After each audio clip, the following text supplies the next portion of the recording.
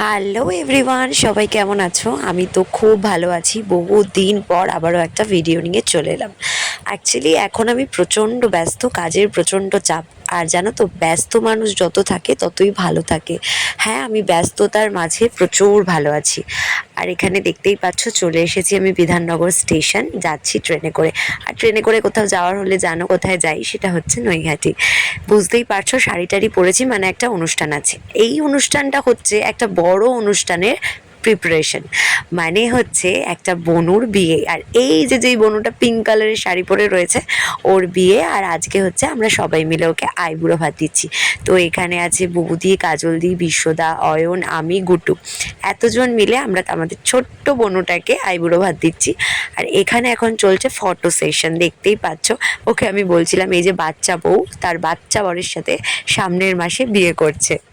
আর এই যে অ্যাপি আমাদের দিয়ে দিল হচ্ছে কার্ড, যেখানে আমাদের সুন্দর করে নাম লেখা। আর এই হচ্ছে আমরা তখন সাজাচ্ছিলাম, মানে ওর আইবুড়ো ভাতের প্রিপারেশন চলছিল। সুন্দর করে গাঁদা ফুল কুচছিলাম যাতে সুন্দর করে ডেকোরেশন করা যায়। আর বাদ বাকিরা সবাই বসে আছে। যদিও কাজল দিদির শরীরটা খারাপ, না হলে সবার আইবুড়ো ভাতে ওই রান্না করে। আর আমরা রান্না বান্নার ঝামেলাটা করতে পারিনি, কারণ সবাই দূর দূর থেকে গিয়েছি। তাই আমরা কেনা খাবারই অ্যারেঞ্জ করতে পারলাম অ্যাপির জন্য।